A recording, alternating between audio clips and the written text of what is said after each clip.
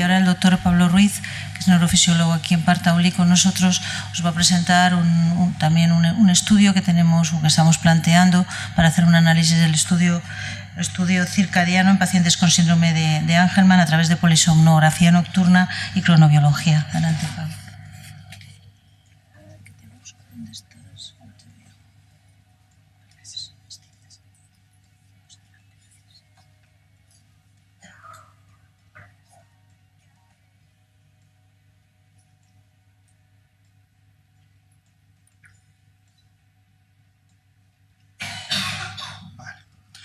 Bueno, primero agradecer a la institución por invitarme. Es un honor, la verdad, trabajar con Elizabeth y bueno, con el resto del servicio de pediatría. Yo estoy hace poco tiempo aquí en este hospital. Y bueno, la verdad que uno de los incentivos de estudiar el síndrome de Angelman ha sido gracias a Elizabeth. Vamos a ver, yo creo que Marta les ha explicado bastante bien todo. Yo voy a irnos un poquillo más concretos a ciertos factores que nos interesarían saber sobre todo lo que ha explicado Marta, cómo podemos medirlo, algunas herramientas que nos pueden ayudar a dirigirnos un poco más concretamente al momento de terapias, al momento de qué tipo de situaciones podemos encontrar en los niños con Angelman. Habló Marta de los ritmos circadianos. Otro punto a tomar en cuenta en mi presentación es, bueno, la estructura que puede tener en lo que es la polisomnografía y los estudios que nos ayudarán a nosotros a poder objetivar todo lo que pasa durante el ciclo del ritmo biológico y lo que pasa durante el sueño. Como comentó Marta, por ejemplo, doctor Bruni y Mauricio Elia es uno de los centros de mayor referencia en estudios de sueño que justamente hablan de los pocos estudios que se han realizado objetivamente sobre estos problemas. Bueno, ya les comentaba esto y bueno, como Marta dice, aparte de ser un problema solo a nivel de Marta y Ariadna comentan que aparte de ser un problema solo los niños, también es un problema de la familia, ¿no? Y como vieron en el estudio que comentó Marta, se vio ese problema familiar con irritabilidad y cambios de estrés en los padres. Bueno, yo creo que toda esta parte la explicó muy bien Marta. Fuera de los incrementos de latencia tenemos la variabilidad negativa de los ritmos circadianos, es decir, todo el problema que tenemos con la melatonina, saber cuándo darla, que eso es importante, y la dosificación. Luego tenemos todos los patrones que podemos encontrar durante el sueño. Las mioclonías hipnagógicas, por ejemplo, son estas mioclonías que pueden aparecer antes de inducir el sueño, antes de iniciar el sueño. Los movimientos rítmicos, hablaba Marta del tiempo total de sueño disminuido, la reducción del tiempo de sueño, los múltiples despertares y las parasomnias, lo que son bruxismos, terrores nocturnos, sonambulismos y todo esto. Bueno, en principio tenemos un marcapaso central, lo que es el ritmo biológico que comentaba Marta. Dentro de los niños y cualquier tipo de persona, nosotros tenemos un reloj biológico, también existe un reloj social y un reloj ambiental. Y entonces nuestro reloj biológico se tiene que adaptar a esa relación de reloj social. Para definir un poco lo que es el ritmo circadiano, tenemos que tomar en cuenta que el marcapaso central, lo que es el cerebro, se rige principalmente el cortisol, melatonina y el sistema nervioso autónomo. También tenemos que saber que no es solo el cerebro el que tiene un mecanismo de ritmicidad, sino que cada uno de los órganos tiene su propio reloj biológico. Y lo que comentábamos, entradas que nos ayudan a formar ese marcapaso está la luz, la oscuridad, los contactos sociales, el ejercicio y la alimentación. Lo que va a llegar a tener una exteriorización con lo que es el sueño-vigilia, la actividad motora, los ritmos endocrinos, la temperatura corporal, los ritmos afectivos y la actividad alimentaria. Los ritmos circadianos, principalmente regidos por un cambio de temperatura que nos puede aumentar durante el sueño, ¿vale? Es necesario saber que la temperatura corporal incrementa con la actividad motora, efectivamente, pero también saber que en cierto momento está regido por la melatonina y por los cambios de marcapaso que incrementan la temperatura durante el sueño. Por eso es que es importante saber que los ambientes y las habitaciones nocturnas más recomendables se podría hacer que sean más frescas, más ventiladas. Luego tenemos las hormonas, ¿no? El cortisol, que es lo que manejaba hormonas de vigilia, que mantienen despierto a los niños, y la melatonina, que es una hormona muy importante para regular, como decía mi compañera Marta, lo que es el ciclo de vigilia-sueño. Y bueno, aparte tenemos ciertos factores internos como la presión arterial, que también es importante tomarlos en cuenta, la fuerza muscular, que es la actividad motora que puede tener la persona y los niños, es decir, poder controlar esta actividad motora ya sea en vigilia y durante el sueño. Bueno, esto es un resumen que sabemos que es complejidad el sueño se rige por un complejo de núcleos cerebrales y de ciertas hormonas que nos ayudan a mantener ese sueño.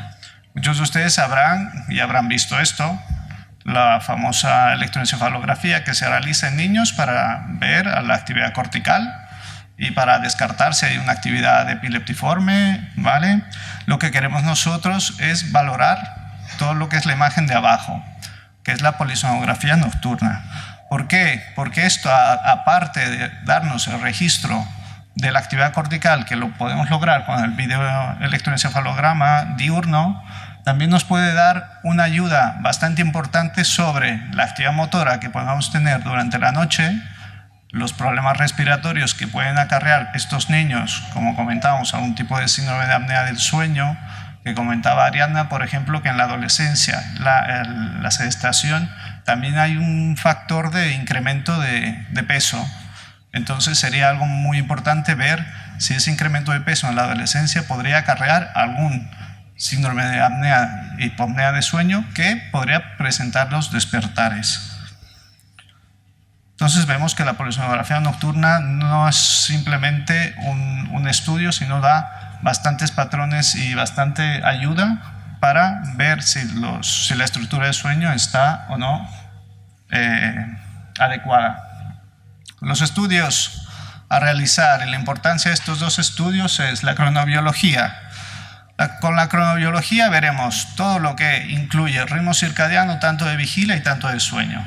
Y así podemos ver cómo actúa el niño, ya sea en el momento del día, ver si hay actividad motora, la temperatura que maneja, las siestas que vaya a realizar, y durante la noche efectivamente también regular la misma situación y también algunos despertares y parasomnias que podríamos confirmar. También es bueno objetivar a través de todo esto la exposición luz-oscuridad, los ritmos endógenos y algo muy importante que vemos en ciertos estudios que son muy subjetivos y que hay pocos estudios que realizan esto de la cronobiología es saber en qué punto exacto nos puede ayudar la melatonina para regular este sueño. Porque muchos estudios hablan de ciertas horas, ¿no? Una hora antes, una hora después.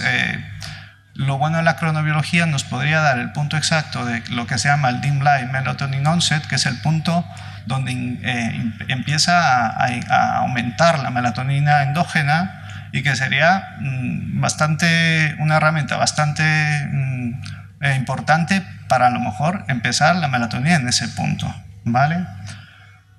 La polisonografía, como hablábamos, nos daría una arquitectura del sueño, si está fragmentado, si no. Y el patrón alternante cíclico, que se lo explicaré más adelante. Esto es un estudio basal cronobiológico que quiero agradecer también a la Universidad de Murcia, que gracias a ellos también trabajamos nosotros con este tipo de estudios, donde medimos exactamente lo que aparece aquí, una activación física y mental, el diario de temperatura de piel, la actividad física durante el sueño, durante la noche.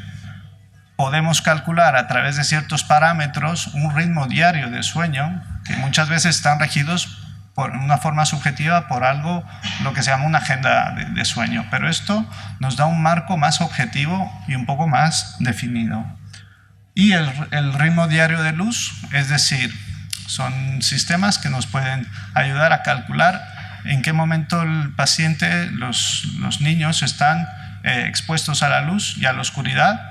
Por tanto, podemos regir un poco cómo es el marcapaso endógeno. Los patrones a tomar en cuenta que veíamos, las variables del TAP y luz durante 24 horas.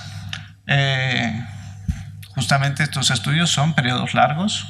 Se dan mecanismos durante 7 días o 10 días, dependiendo de cada persona, para poder calcular el ritmo circadiano, como decía Marta, de 24 horas o más 1 hora durante los 7 días.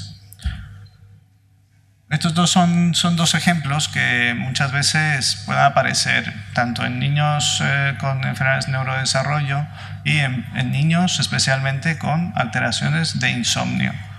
Uno es el retraso de fase, que como verán, en lo que es la línea azul, si la pueden ver, es la línea normal para la edad de sueño. En esta persona, toda la gráfica a nivel del ritmo diario de sueño, tenemos un pequeño retraso, lo que es el penúltimo recuadro. Hay un pequeño retraso en el inicio del sueño y al final del sueño. Es decir, son personas que quejan de insomnio, por ejemplo, pero lo que pasa es que su ritmo biológico ha tenido un retraso desde su inicio hasta el final del sueño. Tomar en cuenta que los niños que se despiertan, es difícil despertarlos, tienen este tipo de patrón.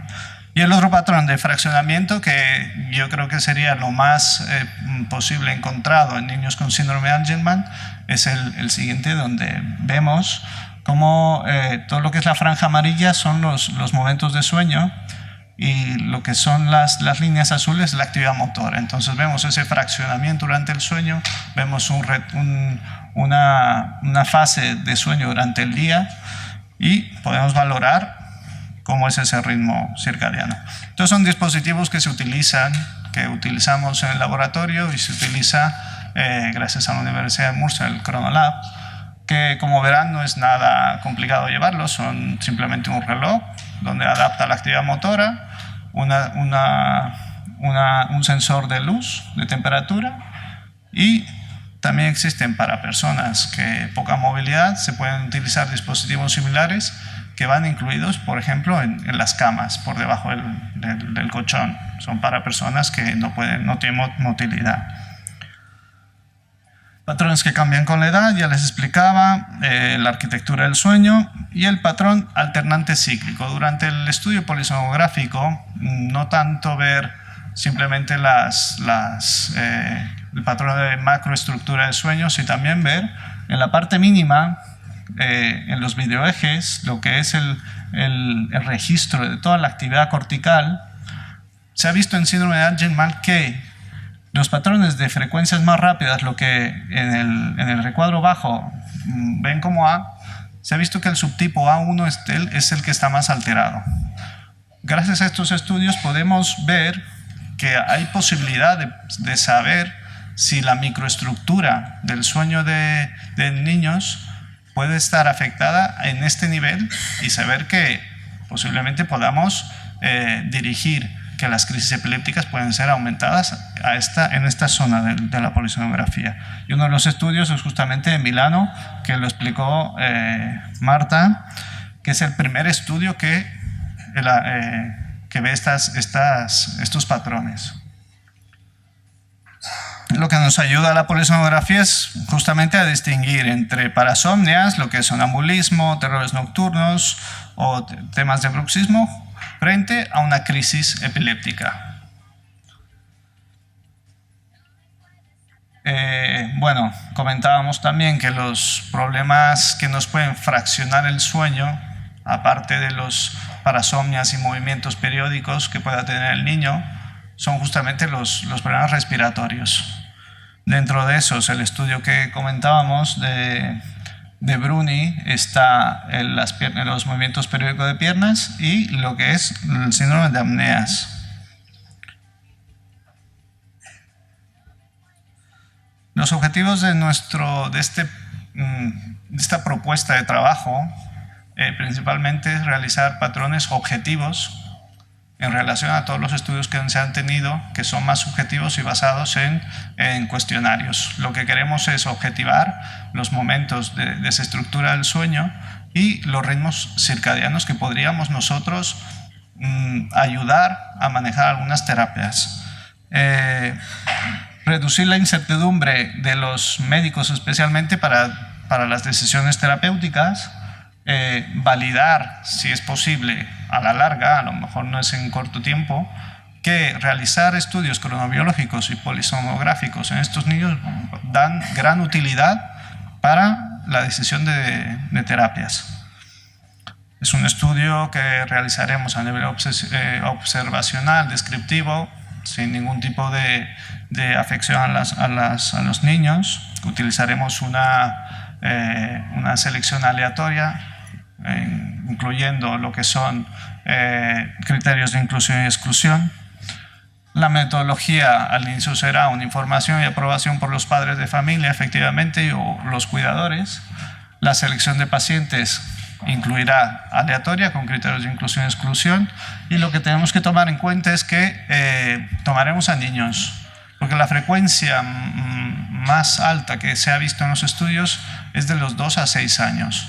Y como vemos en ciertos estudios que nos mostró Marta, de 0 a 8 años es cuando más se han elaborado este tipo de cuestionarios y se han estudiado. Por tanto, utilizaremos esos criterios para ver desde los 0 a 8 años qué nos pueden dar. Planificar los presupuestos necesarios, valoración subjetiva mediante los cuestionarios avalados. Efectivamente hay que, un dato de ellos es los pacientes que se han visitado aquí en el Parc Taulí, con los respectivos análisis que hemos obtenido también de los estudios que Marta nos presentó. Hacer el estudio cronobiológico y el estudio polisomnográfico. La valoración de resultados será a través de un análisis con personas, con profesionales, ya sea dentro del cronolaboratorio, que nos ayudará la gente experta, y también los profesionales que trabajamos en esta área. Esto nos llevará a algunas consideraciones terapéuticas que podríamos manejar y realizar controles evolutivos. ¿Qué podemos hacer? La pregunta es difícil aún, porque las decisiones terapéuticas las llevaremos una vez que tengamos un análisis y unos patrones correctos para poder decidir de dónde actuar. Tenemos algunos estudios que ya nos mencionan de la melatonina en sueño del síndrome de Angelman y las terapias conductivo-conductuales que nos habló Ariadna sobre que da un buen resultado ante esta patología. Gracias.